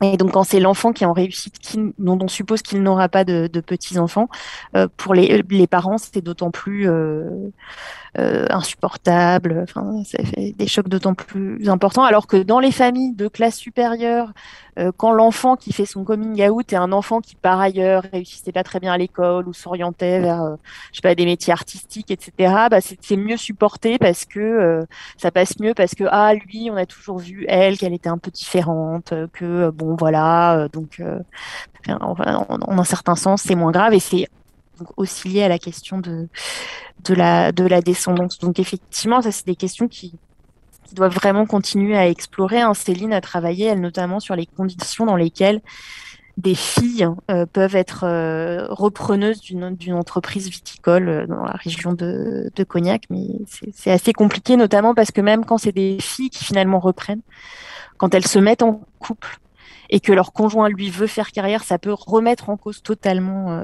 cet arrangement, on peut dire un peu original dans la famille d'origine. Et sur la question là, qui a été posée de comment on articule une perspective réformiste, on pourrait dire, et une perspective radicale, c'est un petit peu compliqué. Et en fait, avec Céline, depuis que notre bouquin est sorti régulièrement, on nous pose cette question de mais alors quelles mesures préconisez-vous, etc. Bon, alors nous on n'est pas économistes, du coup on répond moins facilement à ce genre de questions. Et en fait, on finit par répondre par une espèce de gradation, quoi. On dit ce qui serait le plus efficace, c'est supprimer la propriété. Ça marche assez bien pour limiter les inégalités de classe et de genre. Bon, mais ça, c'est une réponse que beaucoup de nos interlocuteurs et interlocutrices ne prennent pas au sérieux. Alors après, on passe au niveau en dessous, supprimer l'héritage. Pourquoi pas? Enfin, au fond... on n'aura pas le temps peut-être de rentrer dans les détails, mais ça me paraît d'excellentes suggestions et une très bonne conclusion. En vous remerciant infiniment, je suis désolée de vous couper. Merci à vous.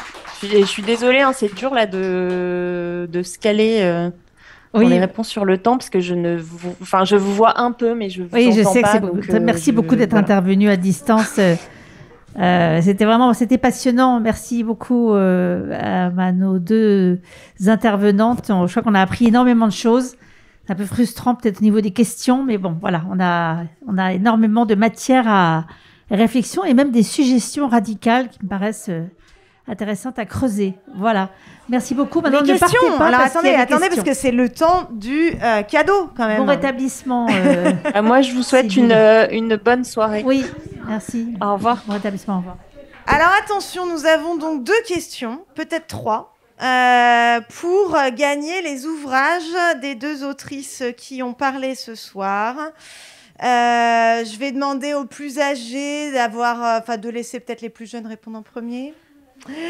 Alors, question 1. Comment appelle-t-on la limite à laquelle se heurtent les femmes dans la progression de leur carrière qui les empêche d'accéder au plus haut niveau de rémunération? Oui! Bravo! Et c'était pour gagner. On verra qui gagne quoi après. Alors attention, la question 2. Hop. Quelle femme que Karl Marx omet de citer a écrit la célèbre phrase du manifeste du Parti communiste « Prolétaires de tous les pays, unissez-vous ».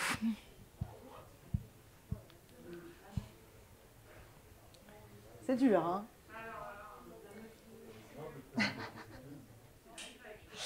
Bon, alors vous savez quoi? On s'était dit, allez, on fait une question de repêche, on donnera la réponse à celle-là après. Donc la 3e question est, attention, si on épouse son homme de ménage, fait-on baisser ou augmenter le PIB? Oui, on le fait baisser, bravo. Eh bien, nous avons 2 gagnantes. Est-ce que vous voulez la réponse à la question numéro 2? C'était Flora Tristan, une féministe du 19e siècle. Voilà. Ah oui, et j'oubliais, il y a la petite Aline. Non, il y a la boîte pour les contributions volontaires aux boissons, selon ce que vous voulez mettre. Et merci beaucoup.